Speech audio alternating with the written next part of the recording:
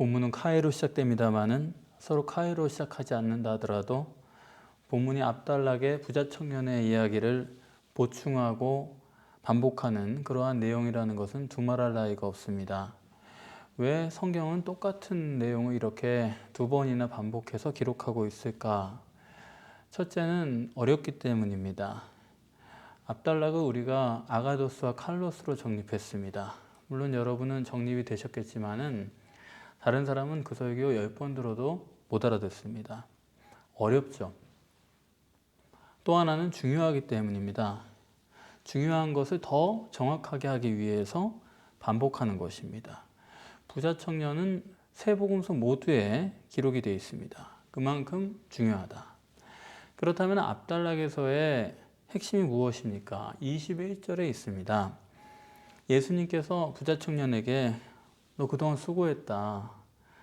그런데 네가 한 가지가 부족하다. 그러시면서 너 있는 것을 팔아서 가난한 자들을 주라. 그러고 나서 나를 쫓으라 말씀을 하셨습니다. 이것은 예수님께서 두 가지를 다 말씀하신 것입니다. 있는 것을 팔아서 가난한 자들을 주라 말씀하신 거고 또 예수님을 쫓으라 말씀하신 것입니다. 여기서 우리는 이 두 가지가 어느 것이 주제고 어느 것이 부제인지를 결정해야 됩니다. 두 가지를 말씀했다고 해도 예수님이 정말로 말씀하려고 하는 주제가 무엇인지를 결정해야 된다는 얘기입니다. 성경은 두 개가 나왔다고 해서 둘 다가 중요한 것이 아닙니다. 둘을 똑같은 비중으로 다루고 있는 성경 본문은 하나도 없습니다. 반드시 주제가 있고 다른 것은 그 주제를 설명하기 위한 부제입니다. 이 점을 잘못 분별하면 해석은 틀릴 수밖에 없습니다. 사람도 영이 있고 육이 있죠. 그러면 어느 게 사람의 정체성의 핵심이냐, 주체냐, 영이냐, 육이냐, 그에 따라서 사람을 이해하는 게 전혀 다릅니다. 마찬가지로 어느 것이 주제고 어느 것이 부제냐를 정하는 것은 해도 되고 안 해도 되는 문제가 아니라 맞고 틀리냐의 차이가 되는 것입니다. 그러면 너 있는 것을 팔아서 가난한 자들을 주라가 주제냐, 아니면 예수님을 쫓으라가 주제냐. 있는 것을 팔아서 가난한 자들을 주라가 주제면 나를 쫓으라가 부제고, 나를 쫓으라가 주제면 있는 것을 팔아 가난한 자들을 주라 하는 게 부제가 되겠죠. 부자 청년이 예수님께 영생의 길을 묻게 되는데 만약에 예수님께서 있는 것을 팔아 가난한 자들에게 주라 그렇게 말씀하신 것이 영생의 조건이다 라고 보면은 그것은 영생, 그 천국 구원은 얻는 조건이 구제요 박의 실현이라고 해석하게 되는 것입니다.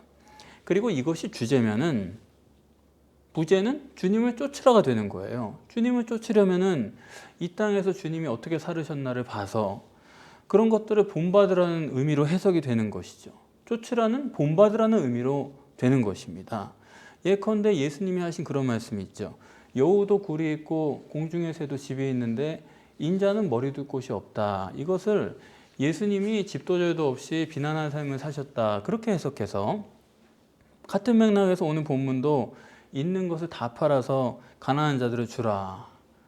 그렇게 구제로 보게 되면요. 구제가 기독교의 매우 중요한 미덕이 되는 거고 예수님을 쫓는다는 것은 예수님의 삶을 본받으라는 그런 거지 예수님을 물리적으로 같이 따른다든지 쫓는다 그런 것은 아니게 된다는 것입니다. 그래서 그런 식으로 본문을 해석한 가장 완벽하게 본문을 실현한 사람이 누구냐 하면 교회사에서 천주교의 성 프란치스코라는 사람입니다. 구제를 철저하게 실천한 사람이죠. 그 사람은 어느 정도냐 하면 자기보다 더 가난한 사람을 보면 질투를 했다 그래요. 저 사람이 예수 그리스도를 나보다 더 잘 쫓는다고 생각을 했다는 거죠. 그런데 이번에는 우리가 생각을 확 돌려서 주제를 예수님께서 나를 쫓으라 그게 주제고 있는 것을 다 팔아 사람들에게 주라는 것을 부제로 본다면은 해석은 전혀 달라집니다. 우선 예수님을 쫓으라는 것 자체가 예수님이 육신으로 계실 때 하셨던 일들을 본받으라, 그런 것이 돼서 너희도 그렇게 살라, 그런 의미가 아니고요. 예수님을 쫓으라는 것은 그게 주제가 되면 예수님을 물리적으로 공간적으로 지금 나를 따라오라, 그런 말씀으로 해석이 되는 것입니다. 예수님께서 내 제자를 부르실 때도 나를 쫓으라 그러셨죠? 그럼 여러분 생각해 보세요. 그때 쫓으라가 너희들이 나의 삶을 본받으라, 그런 의미겠습니까? 아니면 예수님을 쫓으라는 게 너희가 나를 따라와라, 나와 붙어있고 떨어지지 말라, 그런 의미겠습니까? 그러니까 예수님을 쫓으라는 게 주제면은 그것이 쫓는 게 절대적인 문제가 되니까 그것은 예수님과 늘 가까이 있으면서 교제하고 동역해야 된다. 가까이 따름으로써 점점 더 가까워지고 그런 거죠. 그렇게 되면은 가난한 자들에게 주라는 것은 주제가 아니에요. 구제는 예수님을 쫓기 위한 부제가 되는 것이고 조건이 되는 것입니다. 지금 5단락에 걸쳐서 하나의 주제, 천국 구원과 지옥 심판의 주제를 정립하고 계신데, 본문에서 주제를 이웃사랑으로 보느냐 아니면 예수님을 쫓는 걸로 보느냐에 따라서 그 결과는 엄청난 극과 극의 차이가 되는 거예요. 천국 구원이 이웃사랑 때문이냐 아니면 예수님을 쫓아서 되는 거냐, 어떻게 되는 거냐, 이런 갈림길이 여기에 있는 것입니다. 자, 본문이 앞단락에 재탕이다, 추가하고 보충이다, 그런 말씀을 드렸죠. 그러면 앞단락에서의 요절은 21절이라고도 했습니다. 너 있는 것을 팔아서 가난한 자들에게 주고 너는 나를 쫓으라. 그러면 앞단락에 재탕하는 이 마당에서 그럼 본문에서는 요절이 뭘까요? 앞단락에 재탕이니까 앞의 핵심과 오늘 본문의 핵심은 일치라는 것입니다. 그래서 21절과 일치하는 것은 29절이에요. 그것을 우리가 잘못 볼까 봐서 예수님은 진실로 아멘 하면서 시작하고 계십니다. 앞단락 21절과 본문의 29절은 같은 얘기다 하는 표시죠. 그러면 앞단락에서 예수님께서 있는 것을 다 팔라고 했고 그것을 23절에서는 부자 청년의 재물이다 표현을 했는데, 그럼 그 재물의 목록이 뭐냐는 것입니다. 우리는 그냥 막연하게 너 있는 것을 팔아 그러셨으니까 그럴 때 있는 것이라는 게 돈이나 재산으로만 생각을 하는데 그게 아니라는 것을 본문에서는 분명하게 보여주고 있습니다. 29절에 보시면은 예수께서 가라사대 내가 진실로 너희에게 이르노니 나와 및 복음을 위하여 집이나 형제나 자매나 어미나 아비나 자식이나 전토를 벌인 자. 이 구절을 읽으시면서 여러분이 놓쳐서는 안 될 것이 있습니다. 23절에서 말씀하신 재물, 그거의 내용이 29절이라는 것을 말씀하시기 위해서 그 목록의 첫 번 시작을 물건으로 하신 거예요. 뭘로 하셨어요? 집으로 하세요. 그리고 맨 마지막에는 뭡니까? 전토예요. 그리고 그 사이에다가 뭘 넣었어요? 가족을 넣었습니다. 그러니까 예수님께서 앞단락에서 팔아서 가난한 자들을 주라. 그 팔아야 될 것은 재산만이 아닙니다. 뭐가 포함됩니까? 자기 가족까지도 포함된다. 그래서 제가 조금 전에도 말씀드린 거예요. 본문은 예수님께서 앞단락을 추가 설명하시는 것이지 앞단락과 다른 얘기라는 것이 아니다. 이 점을 간과하면은 예수님께서 팔라고 하신 것이 아나니아 삽비라처럼 자기 땅을 판 것으로 그렇게 생각을 하고 마는 것입니다. 그런데 본문은 네가 팔아야 될 목록에 집이나 전토 같은 재산만 있는 것이 아니라 가족도 포함이 된다는 거예요. 이렇게 되면 문제죠. 팔아야 될 목록에 재산만 있으면 그거 괜찮잖아요. 그런데 가족이 들어있어요. 그러면 예수님께서 21절의 의도가 다 팔아가지고 그걸 가지고 가난한 자들을 구제해라 그런 거라고 한다면은 본문에 따르면 자기 가족도 팔아야 되는 거예요. 가족을 어떻게 팔아요? 노예로 팔아야죠. 그러면 당장 다른 것은 다 빼놓더라도 앞단락과 어떤 문제가 되냐면 상충이 되죠. 압달락에서는 예수님께서 내 부모를 공경하라. 그걸 긍정하셨죠. 그랬죠? 그런데 그래 놓고선 본문에서는 부모를 노예로 팔아버리라. 그러니까 남한테 구제하는 게 주제가 되려고 그러면은 가족도 노예로 팔아서 그 돈 가지고 그걸로 남을 구제해야 된다. 그게 성립이 돼야 되는 것입니다. 그런데 이게 성경적으로 됩니까? 내 이웃을 사랑하라 할 때 가장 가까운 이웃이 누구예요? 가족이죠. 성경은 가족이라는 거예요. 이웃 사랑의 첫걸음은 가족입니다. 요한일서 4장 20절에도 아니 네가 보이는 형제도 사랑을 못하면서 보이지 않는 하나님을 사랑한다고 할 수가 있느냐?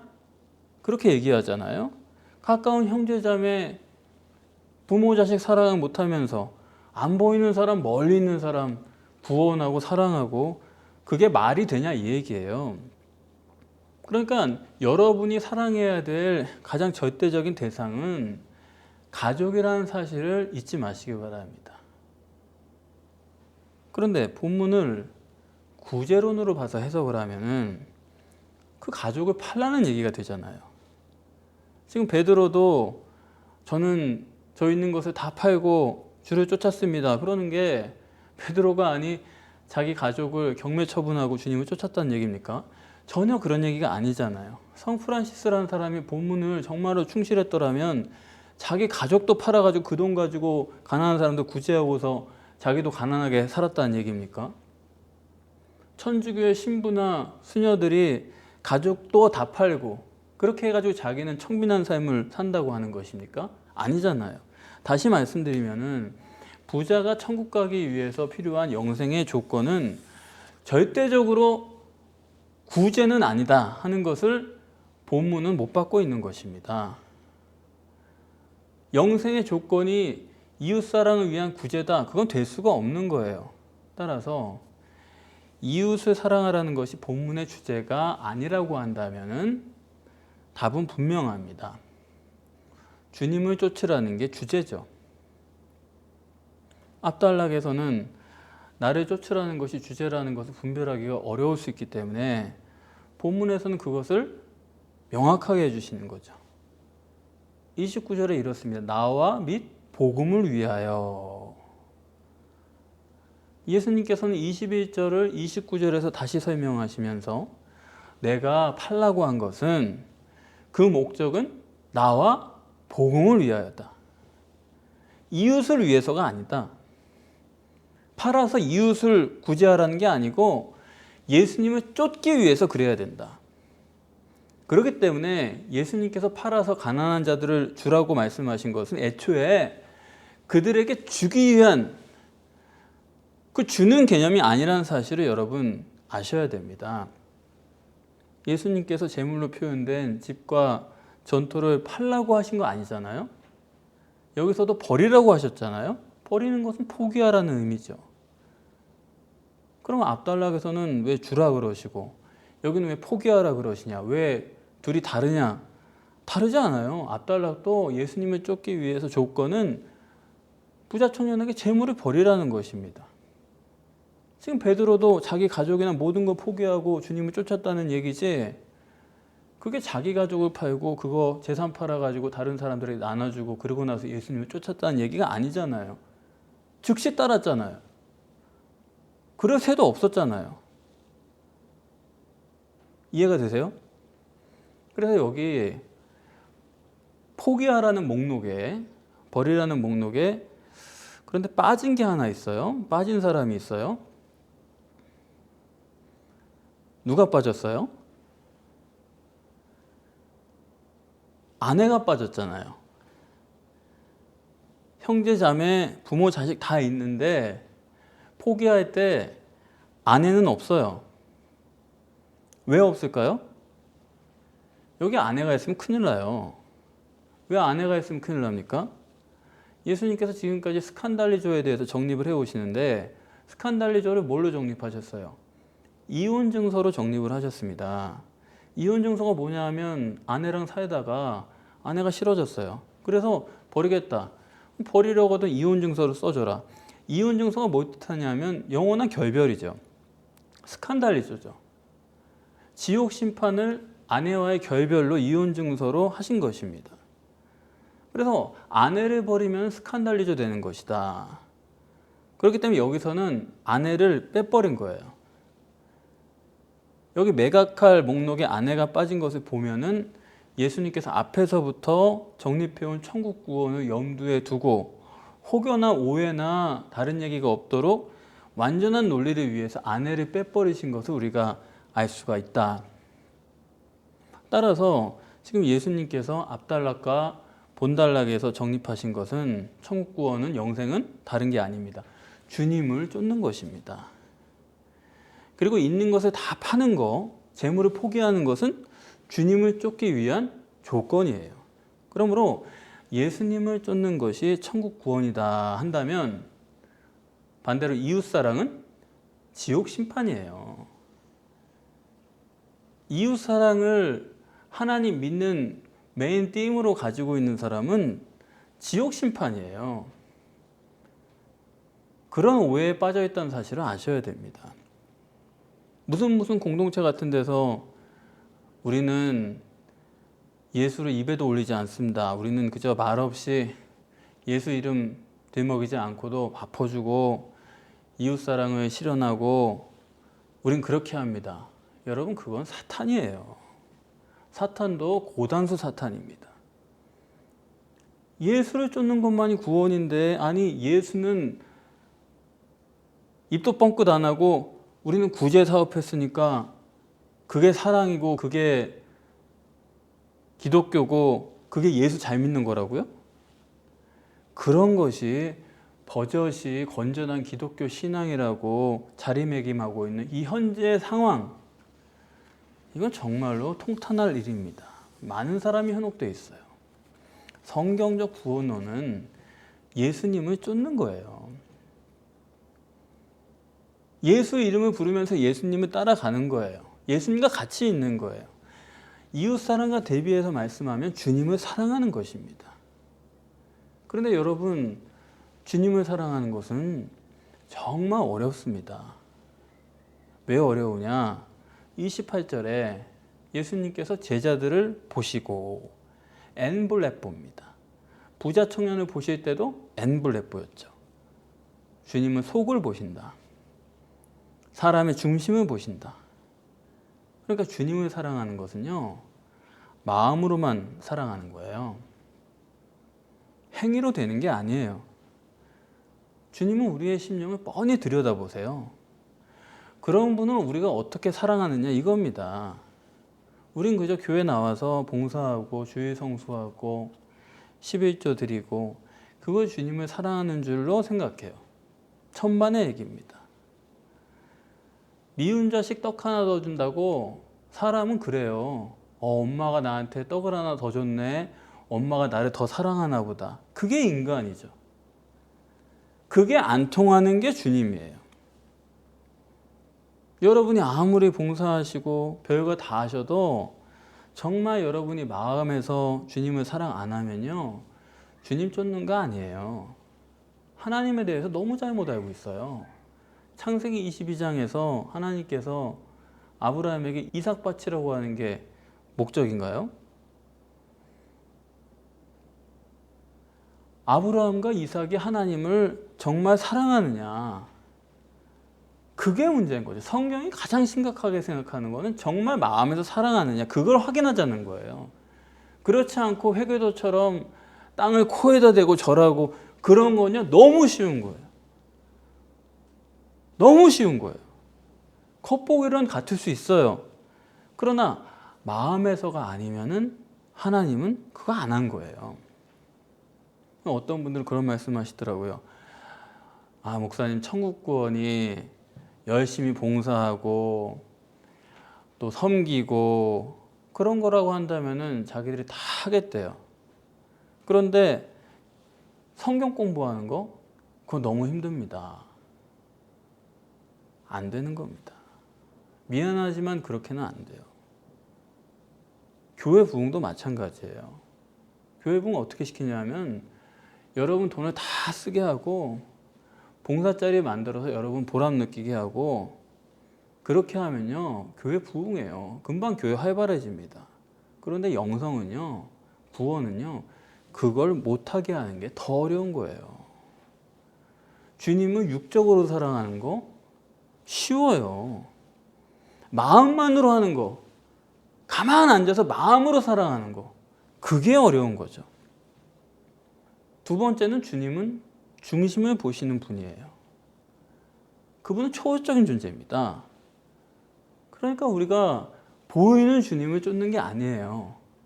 눈에 보이지 않는 주님을 쫓아야 돼요. 보이지 않는 분을 따라가고 보이지 않는 분 옆에 서려니까 그게 어떻게 간단한 일일 수가 있어요. 우리는 보이는 게 아니면 안 되는 치명적 약점을 가지고 있어요. 그래서 되도록이면 예수를 보이게 표현하면요, 그거 훨씬 쉽습니다. 천주교처럼 십자가에 예수님 피 흘리는 거 처절하게 매달아 놓고 그런 거 보이게 해놓으면요, 사람들 직결시키기가 훨씬 좋죠. 여러분 자녀들에게도 예수님 믿게 하고 싶다. 그래가지고 그림 보여주고 그림으로 된 성경 사주고 절대 안 되는 거예요. 저도 개척을 하기 전에 다니는 교회가 없으니까 아이들이 이제 어린데 집사람이 걱정을 하는 거죠. 뭔가 신앙 교육을 해야 되지 않냐. 어느 교회 아이들 부서라도 보내는 게 좋지 않냐. 절대 안 된다고 그랬어요. 그렇게 하지 마라. 저도 오래 믿었지만 보이지 않는 하나님을 실제로 따르고 교제하고 그런 거는 몇 년 안 됐거든요. 교회를 어려서부터 다녔다고 그게 되는 것이 절대 아닙니다. 오히려 보이는 것으로, 그림으로, 이런 것으로 해놓으면 그게 머릿속에 박히면요, 그걸 빼내는 게 얼마나 어려운지 몰라요. 아예 기초부터 바로 해야지 잘못 벽돌을 쌓기 시작하면 그걸 허물고 다시 해야 된다니까요. 절대 안 된다. 보내지 마라.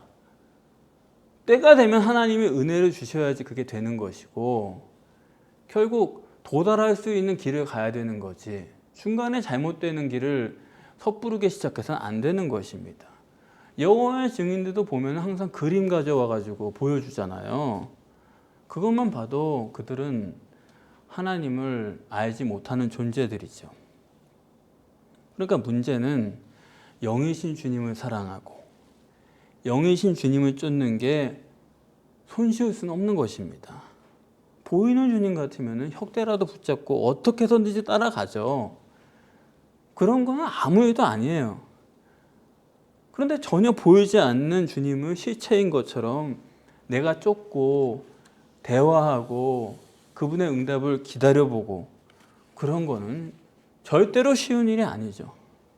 뿐만 아니라 주님을 쫓거나 사랑하는 것도 영이시기 때문에 영적 사랑이어야 되는 거고, 주님은 영적으로 사랑해야지만 사랑이 통하는 것입니다. 30절에 보시면은 100배를 받는데요. 이것도 육적으로는 해석이 안 되죠. 영적인 얘기란 뜻이죠. 어머니를 100배를 받으면 어떻게 해요? 어머니가 100명이 됩니까? 어머니는 하나죠.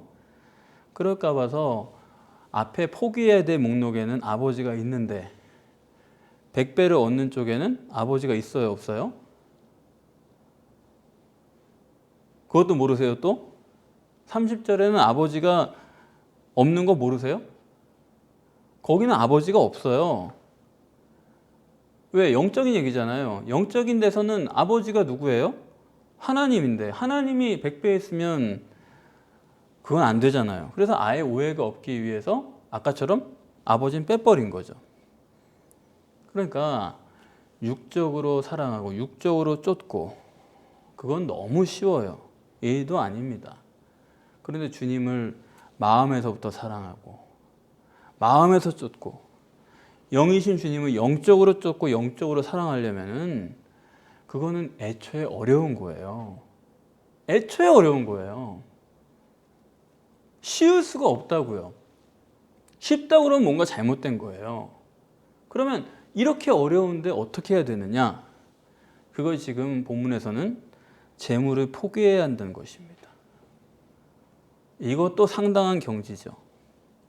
집과 가족과 전토를 다 포기해야지 내 마음속에 둘은 동시에 성립할 수가 없다라는 얘기입니다.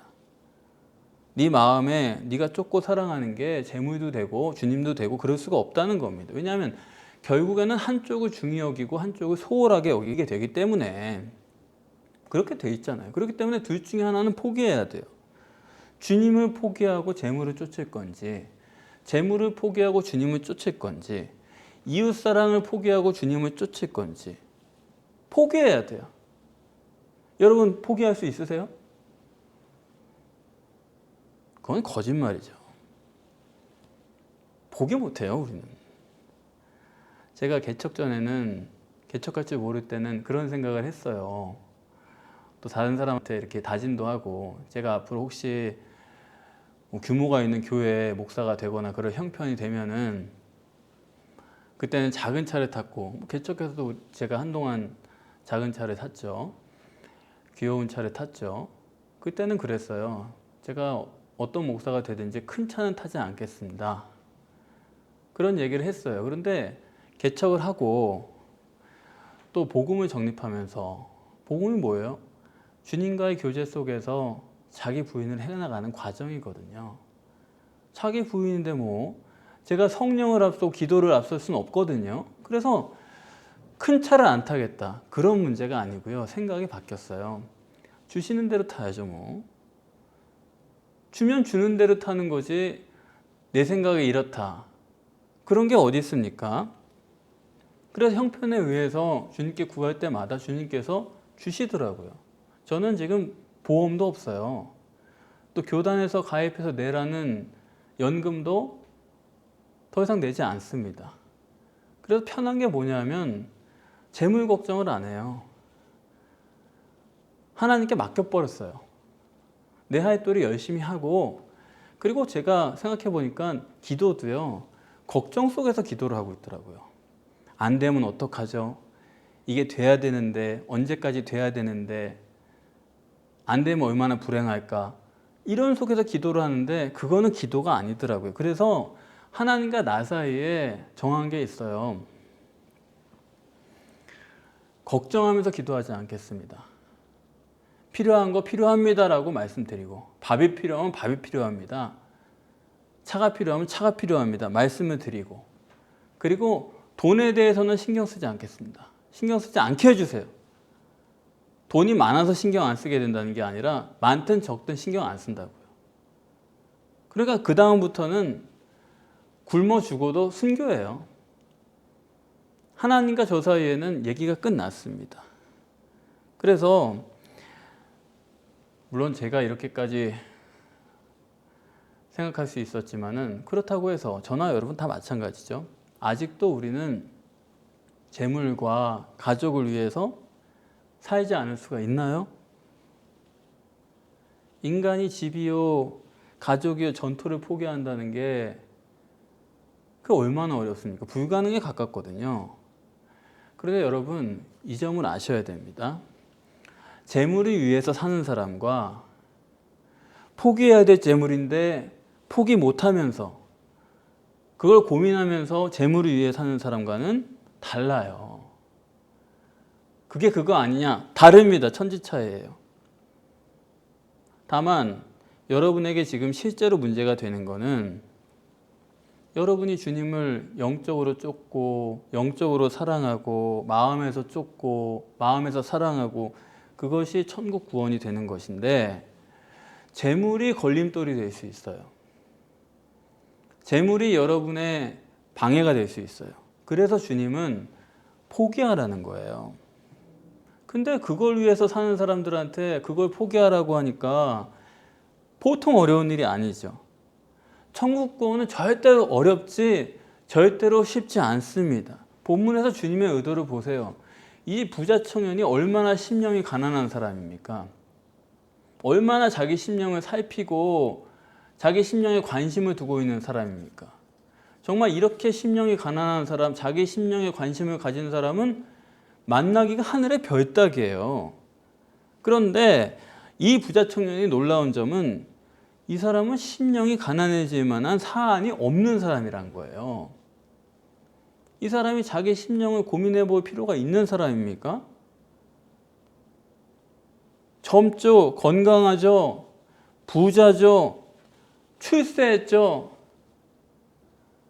무슨 자기 자신에 대해서 생각할 게 어디 있어요. 게다가 의인이에요. 그러면 자기는 구원의 확신을 가져야 될 사람이에요. 더 이상 생각할 게 없는 사람이에요. 그런데 수만 명이 모인 길바닥에 주님 앞에 와서 꿇어 앉아서 영생의 길을 묻습니다. 이런 심령이 되는 것 자체가 보통 어려운 게 아닌데, 그런데도 부자 청년은 결국 구원을 얻지 못하지 않습니까? 그러면 구원이 도대체 얼마나 어려운 거예요? 예수님께서 좁은 문으로 들어가라. 멸망으로 인도하는 문은 크고 넓다. 그런데 생명으로 인도하는 문은 좁고 협착해서 찾는 이가 적다. 구원받기가 정말 어려운 거지. 교회 등록만 하면은 그날부터 생명책에 이름이 기록됐습니다. 믿으시기 바랍니다. 그런 게 어디 있어요, 성경에. 예수님은 좁은 문으로 들어가기를 힘쓰라. 구하여도 얻지 못한 자가 많다고 말씀을 하신 것입니다. 좁은 문으로 들어가야 되겠구나. 이렇게 넓은 문은 뭔가 이상한 거구나. 이거 안 되겠구나. 거기까진 깨달았다 이겁니다. 그런 사람들이 있어요. 그런데 실제로 그 문으로 들어가는 이는 적다. 이건 다른 누구가 아니라 정말 우리들에게 하시는 말씀입니다. 우리 교회 여러분들에게 하시는 말씀이에요. 제가 보면은 정말 어려워요. 저분은 구원받았을 것 같아. 그렇게 생각을 해보면요, 영락없이 저에게 확인시켜 주시더라고요. 엉뚱한 데서 확인을 해주더라고요. 그래서 큰일 났구나. 큰일 났구나. 슬프기까지 한 거예요. 여러분, 노아의 방주로 말미암아서 구원받은 사람이 겨우 8명이래요. 그 당시 수십억, 아니 많게는 수백억까지 인구가 있었다고 하는데 겨우 8명이래요. 겨우 8명 구원받았다고 하는 성경의 의도가 구원이 쉽다는 얘기입니까? 어렵다는 얘기입니까? 종말이 시시각각 다가올 때 이 점은 여러분 자신의 문제입니다. 제가 천국 구원이냐 세상 구원이냐 하는 것을 자주 말씀을 드리죠. 세상 구원이라는 건요, 여러분 쉬워요. 세상 구원이라는 거는 우리 육신이 좋아하는 일을 계속하면 됩니다. 가족을 포함해서 네 이웃을 사랑하고 내 몸같이 사랑하면 돼요. 그런데 천국 구원이라는 건요, 기준이 아예 다른 겁니다. 기준이 영인 천국 기준이어야 되는 거고, 영이신 하나님이 기뻐하시는 것이어야 되는 거예요. 근데 기독교의 문제는 우리가 지금 좋아하는 거와 하나님이 좋아하시는 거가 같은 거라고 생각을 해버리는 거예요. 내가 이런 거 구제하니까 그러면은 나도 좋고 저 사람도 좋고 하나님도 그걸 좋아하시겠지. 그렇게 생각을 하는 거예요. 여러분, 하나님은 하나님 사업을 좋아하시는 거지 구제 사업을 좋아하시는 게 아닙니다. 그 점을 깊이 생각해야 돼요. 구제 사업은 믿지 않는 사람이 좋아하는 거지 믿음 있는 사람은 그렇게 생각해서는 안 돼요. 사람은 사람다운 걸 하면 쉬워요. 인간적이고 따뜻하고 너도 좋고 나도 좋고 더불어 살고 그런 걸 하면 쉬워요. 그게 좋고. 그러나 하나님은 반대라는 사실을 아셔야 돼요. 이 점을 여러분들이 고민을 안 하시면은 지금도 늦지 않습니다. 천국 가는 거 포기하세요. 괜히 포기 못하고 지옥 가는 것보다 깨끗하게 미리 포기하고 살다가 지옥 가는 게 지옥에서도 형벌이 가벼운 거예요. 그래서 이 점을 기가 막히게 약대로 설명을 하시는 것입니다. 약대라는 말은 재물을 뜻하는 것이죠. 문제는 이거예요. 재물이 우리가 꼭 가져야 될 대상이 아니라 천국 구원을 위해서 결국은 포기해야 될 대상이라고 한다면은 그 약대가 크면 클수록 좋아요, 나빠요? 포기해야 될 대상이라고 한다면은 그 재물이 크면 클수록 우리에게는 힘든 거예요. 세상에서는 다다익선이죠. 많으면 많을수록 좋은 거예요. 돈이 많으면 좋고 친구가 많으면 좋고 구제 많이 하면 좋고 선하고 의롭게 그렇게 살면 좋지만 그런데 그것이 포기해야 될 대상이라고 그러면은 다다익선이 아니라 아무리 좋은 것이라 하더라도 다다익악입니다. 그러니까 어차피 포기해야 될 대상이라고 한다면은 그것이 많고 클수록 더 어려운 거예요, 사람이. 11조로 10만 원쯤 드릴 때는 어렵지 않게 드려요. 그러다가 하나님께서 축복하셔서 한 달 수입이 1억이 돼가지고 1천만 원 11조로 해야 됩니다. 그러면 아니 100만 원 벌어서 10만 원 11조 하는 것보다 1억 벌어서 1000만 원 하는 것이 더 쉽잖아요. 머리가 있으면 쉽잖아요. 그런데 안 그런 겁니다. 10만 원은 11조로 쉽게 하는데 약대가 커진 거죠. 그러면 못하는 거예요. 월급의 11조는 쉽게 하는데 퇴직금의 11조, 목돈의 11조는 쉽지 않은 거예요. 포기할 것이라고 한다면 그게 크면 클수록 버거운 거예요. 그래서 성경 진리라는 것은 세상에서도 진리입니다. 이 세상에서의 재물은요, 딱 필요한 만큼만 있는 게 그 사람한테 복이고 선이에요. 너무 부하게도 마옵시고 도둑질할 만큼 가난하게도 마옵시고 그 기도가 맞다고요. 사람이 너무 가난해도 불화하고 체벌 가정들 돈이 그렇게 많아도 그럼 화목합니까? 그래도 불화하잖아요. 그러니까 사람이 쓸 만큼 있어야 화목한 거예요. 그리고 이 세상은 화목이 절대입니다. 많이 갖고 많이 알고 그래야 되는 게 아니거든요. 화목한 게 절대예요. 따라서 우리도 영육 간에 화목해야 돼요. 우리가 아무리 영적 복음이라 그래도 육 아무것도 아니다 그러진 않잖아요. 육은 절대로 중요합니다. 영이 주체라고 해서 육이 필요 없는 건 아니죠. 그러나 영과 육이 어떻게 조화를 이루느냐 그 문제예요. 영과 육이 어떻게 화목을 이루느냐 거기서부터 창의성이고 뭐고 다 출발하는 거예요. 그래서 하나님께서는 예수님을 쫓는 것이 구원이기 때문에 아예 육신에 있을 동안에는 영과 육이 화목을 이루는 사람만이 구원을 이루게 해놓으신 거예요. 이 점이 이해가 되세요?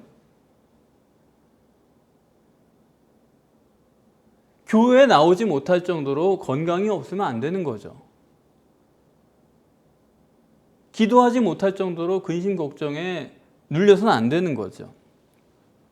그래서 저도 항상 여러분의 육신적인 건강과 또 경제적인 면, 또 사회적인 관계 이런 거 다 중요하게 생각하고 그것을 기도하고 생각합니다. 그 모든 것들이 있어야 되지만 목적이 뭐라고요? 내세의 영생을 얻기 위한 거다. 본문에 이래요. 나와 복음을 위해서 다 버리라. 영생을 위해서는 버리라는 거예요. 자식이라도 복음을 위해서는 버리는 수밖에 없어요. 복음이 안 되면 버리는 수밖에 없어요. 그런 거지 내가 붙들고 있다고 되는 게 아니라고요. 절대가 뭔지를 알아야 돼요. 내가 주님을 사랑하는 거예요. 그러나 인간이 그런 것들을 포기할 수 없기 때문에 사람으로는 할 수 없으되 포기할 수 있도록 하는 것은 하나님으로서는 가능하다. 성령으로만 가능해요. 그러기 위해서 늘 내 심령에 관심을 가지고 내가 지금 하나님에 대해서 어떤 상태인가, 하나님과 어떤 관계인가, 내 심령에 관심을 가지고 하나님과의 관계, 하나님과의 사랑, 영이신 하나님을 쫓고 영이신 하나님을 사랑하고 거기에 대한 소원이 있어야 돼요. 그럼 그 소원을 보시고 성령이 역사하세요. 그렇게 해서 나하고 결혼하실 주님, 그분이 내 속에 들어오시기만 하면요, 천국은 물론이려니와 이 세상사 걱정의 내용이 달라집니다. 어차피 완전히 포기하느냐 못하냐의 문제예요. 믿음이 달라집니다. 기도가 달라집니다. 생각이 바뀝니다. 하나님께서 이러한 믿음을 여러분들에게 주어서 이 땅에서도 육신과 세상에 대하여 승리케 하실 줄을 믿습니다. 여러분들을 축복합니다.